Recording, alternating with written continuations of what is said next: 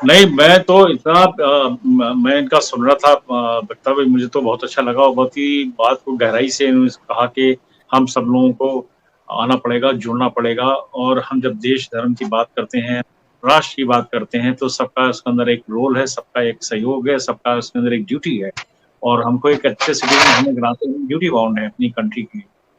लेकिन मैं यहाँ पे कुछ कहना चाहूंगा, कुछ चीजें ऐसी बिगड़ी हैं कुछ सालों के अंदर जो 45 के बाद से हुआ है और अब तक होता चला रहा। मैं किसी पार्टी को मैं कटाक्ष नहीं कर रहा हूं, ना मैं किसी पॉलिटिकल लीडर को। जो आंखों से देखा हुआ है और जो भी चल रहा है उसका खमियाजा ही हम लोग भुगत रहे हो, कुछ नहीं। कुछ चीजें ऐसी की गई हैं जिसका मतलब नहीं बनता था कि उसको लागू किया। अब जैसे कि माइनॉरिटी कमीशन बना दिया, अभी 92-93 की बात, 93, इसकी जरूरत नहीं थी। उस समय की सरकार ने माइनॉरिटी कमीशन बना दिया। माइनॉरिटी कमीशन बनाने की क्या था, वजह थी कि वही राम मंदिर आंदोलन और उसके बाद और बाबरी मस्जिद का टूटा तो मुसलमानों को कहते नहीं अपीसमेंट के लिए और उनको खुश करने के लिए माइनॉरिटी कमीशन बना दिया गया। उसकी जरूरत थी नहीं माइनॉरिटी कमीशन, मुसलमान माइनॉरिटी में कभी था ही नहीं। एरिया के हिसाब से अब देखिए किया भारत सरकार ने, अच्छा किया है कि एरिया के हिसाब से जो माइनॉरिटी के अंदर होगा उसी को माइनॉरिटी का स्टेटस मिलेगा। अब लक्षद्वीप में चले आइए, शायद 95-97% मुसलमान है लेकिन वो माइनॉरिटी में है। जो हिंदू वहां पर 6-7% जो है वो माइनॉरिटी में नहीं है। अभी ये सिस्टम की खराबी थी।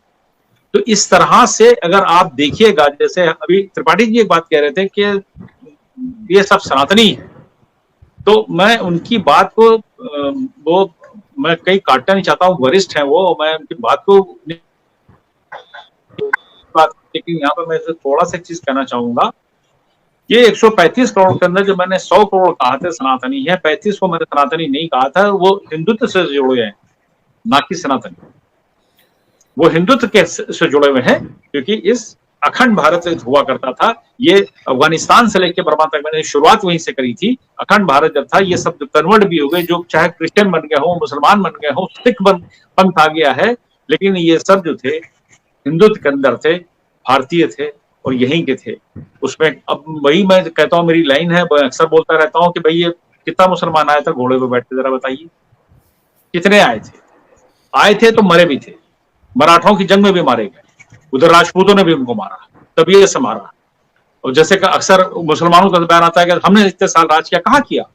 भारत बहुत बड़ा था, ये सिकुड़ के थे थोड़े थोड़े से। अगर मुगलों की सल्तनत को उठा के इतिहास को देखिएगा कि टुकड़ों टुकड़ों में इनकी थी सल्तनत, कहीं इनका नाम निशान नहीं था नॉर्थ ईस्ट की तरफ। वहां पे एक जंग हुई है, बहुत छोटी सी हुई थी। अगर आप देखिए मराठवाड़ा नीचे चले जाइए, आप उत्तर भारत को देख लीजिए, तो फतेहपुर सीकरी से नीचे तक उतरिए, पूरे भारत पे कभी मुगलों ने राज नहीं किया। ये सब तो बनाई हुई रचनाएं हैं, एक नैरेटिव बना दिया गया है। वो मुगल या सल्तनत भारत को पूरा उन्होंने राज किया, कुछ नहीं किया और लड़ते रहे लोगों से, सारे ही लड़े। शिवाजी महाराज लड़े हो, महाराणा प्रताप लड़े हो, सब सब सब। आप नीचे चले आइए, इतिहास उठा के देखिए दक्षिण भारत का, वहां भी ये था, वहां भी राज नहीं कर पाए। थोड़ा सा एक निजाम पैदा हो गया तो थोड़ा वो मैसूर सल्तनत पैदा हो गई। सारी बातों की एक बात है, मैं जब कहता हूं थे तो सही सनातनी, कन्वर्ट कर लिए गए, किन हालातों पे कर लिए गए, दबाव में कर लिए गए, तलवार की नोक पे कर लिए गए, ये लालच देके धर्म परिवर्तन कर दिया गया। लेकिन आज की हालात अगर आप देखेंगे, जब हम कहते हैं कि 100 करोड़ सनातनी है, 35 करोड़ नहीं है, तो ये बात में रत्ती भर भी नहीं है। रीजन क्या है कि उनकी प्रैक्टिस नहीं है।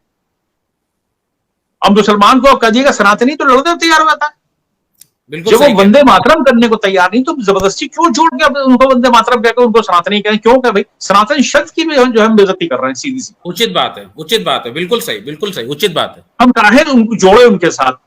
कोई क्रिश्चियन मिशनरीज को देख लीजिए, अभी आंध्र प्रदेश के अंदर वहां पर एक हमारी गौरी येरेमल्ली जी हैं, प्रदेश अध्यक्षा है वो, उन्होंने जो चले गए थे क्रिश्चियन वहां मिशनरी बहुत कस के काम कर रही है, आदिलाबाद से लेकर और आगे तक के, तेलंगाना में भी कर रहे हैं, आंध्र में भी कर रहे हैं, और उन्होंने घर वापसी कराई। मैं समझता हूँ 4-6 गांवों को कराई और 1500-1600 जो क्रिश्चियन बना दिए गए थे उनको वापस लाई और उन्होंने करा। बड़ा उसके पीछे उनको धमकियां मिली, क्योंकि वहां का एडमिनिस्ट्रेशन जो है, वहां का जो मुख्यमंत्री है वो शायद क्रिश्चियन है, तो उन्होंने पूरी छूट दे रखी वहां की क्रिश्चियन मिशनरीज को। पूरा आंध्रा के अंदर बुरा हाल हो रहा है।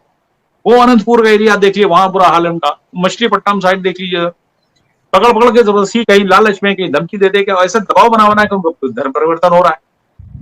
और हम मुसलमान तो जो करता था तबलीगी जमात बैन कर दी गई, सऊदी अरबिया ने भी उठाकर उनको बैन कर दिया। मैं उनकी मंडन नहीं कर रहा हूँ सऊदी अरब का, क्योंकि शुरुआत सब कुछ वहीं से हुई। इन सब की जितनी भी वहाबिज्म आया, भारत के अंदर जितना टेररिज्म आया, जम्मू कश्मीर का जितना टेररिज्म आया, इसकी बुनियाद, इसका बेस जो था उम्मुल कुरा ने करी थी। उम्मुल कुरा जो उनकी हाईएस्ट सीट है मक्के के अंदर, मक्के के पास एक जगह है तैफ, वहां से कंट्रोल होता था सारा। ये टूटा, जब वहां टूटा तो उसका असर यहाँ तक आना शुरू हुआ। अब चक्कर क्या है कि उनके रहनुमा नहीं है मुसलमानों के।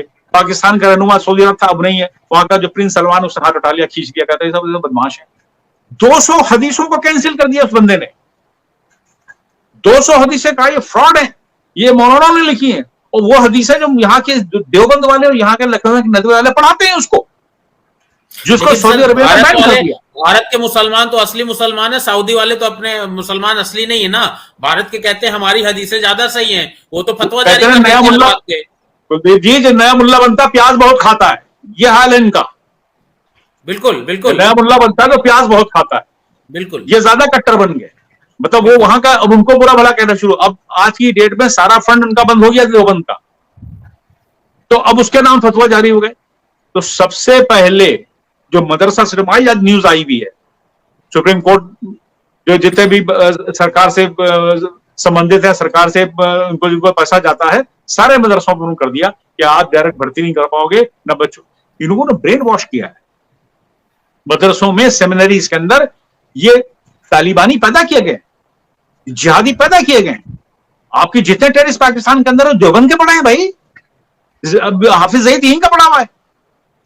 तो जब तक हम चेक नहीं लगाएंगे, हम जितनी अच्छी अच्छी बातें कर ले, बना ले माइनॉरिटी कमीशन, बना ले उनको अल्पसंख्यक, जब तक कि हम इनकी शिक्षा पद्धति इनकी बदलेंगे, इनके मदरसों का दर्जा के हम कंपलसरी नहीं करेंगे अपनी पढ़ाई भारत की, तब तक हम सुधार नहीं सकते हैं। और दूसरा, यूनिफॉर्म सिविल कोड जिस दिन आएगा ना, इस सब के होश ठिकाने लग जाएंगे 2 मिनट के अंदर। ये सारी फतवेबाजी 2 मिनट में बंद हो जाएगी इनकी, क्योंकि फतवेबाजी जितनी होती है वो मुस्लिम महिलाओं के लिए है खाली, इनके लिए नहीं है भाई, मर्दों के लिए नहीं है, मर्दों के लिए नहीं है। मुसलमानों में फतवेबाजी सिर्फ औरतों के लिए, तलाक के लिए, निकाह के लिए, उसके लिए है। लेकिन जब मुसलमान किसी का कत्ल करेगा तो ये मुकदमा लड़ने पहुंच जाएंगे, 300 लोग उसको बचाने में झूठी गवाहियां देंगे, रिश्वत देंगे, कोड़े नहीं पड़वाएंगे, गर्दन नहीं कटवाएंगे शरा के हिसाब से। करवाए ना शुक्र के दिन, जुमे के दिन हम भी जाएंगे देखने का आपकी गर्दन किसकी कर रही, किस चौराहे पर।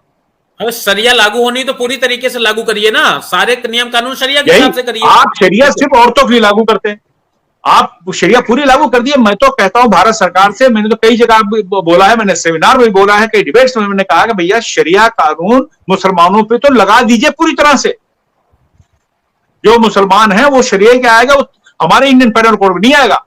चोरी करेगा तो उसका एक हाथ, दोबारा चोरी करेगा दूसरा हाथ, यकीन मानिएगा 5 से 10% लूले नजर आएंगे, सारे हाथ कटे हुए। बिल्कुल सही कह रहे हैं। थोड़ा सा खास हूं, बुरा लगे तो खुश रहे, जो सुन रहा हो, जिसको बुरा लगे अपने घर खुश रहे। नहीं, बहुत सही कह रहे हैं, बहुत सही। मैं भी नजदीक से जानता हूं क्या क्या होता है। और ये जो बेईमान चोर जितने भी आप देख लिया, लखनऊ के अंदर बिल्डर देख लिया, दिल्ली के मैंने बिल्डर देखे, मैं मुस्लिम बिल्डर की बात कर रहा हूं। किसी बेवा की जमीन हड़प लेंगे, कोई उनके लिए शर्म नहीं है। किसी यतीम का जमीन हड़प लेंगे, बिल्डिंग खड़ी कर देंगे। नाम जानता हूं मैं सही, लखनऊ वालों को भी, दिल्ली वालों को भी, और ये आपके गाजियाबाद वालों को मैं जानता हूं। जितने मुसलमान बिल्डर है, मैं डायरेक्ट चार्ज करता हूं, जिसको बुरा लगे लगता रहे।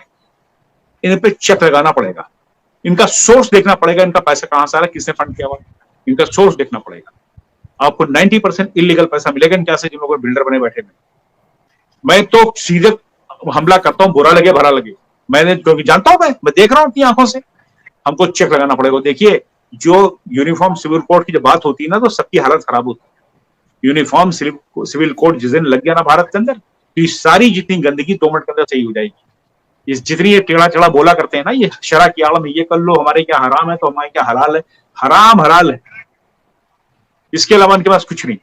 बिल्कुल, मैं तो खुली बात करता हूं, अगर राष्ट्रवाद है, अगर आप भारत के सच्चे नागरिक हो, आपको तो भारत का नागरिक हो, भारत का राष्ट्रवादी बनकर रहना पड़ेगा।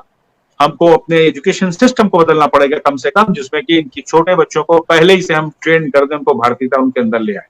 अगर वो तालिबानी ब्रेन वॉश करके बना सकते हैं, जिहादी बना सकते हैं, तो हम ब्रेन वॉश करके इनको राष्ट्रवादी भी बना सकते हैं।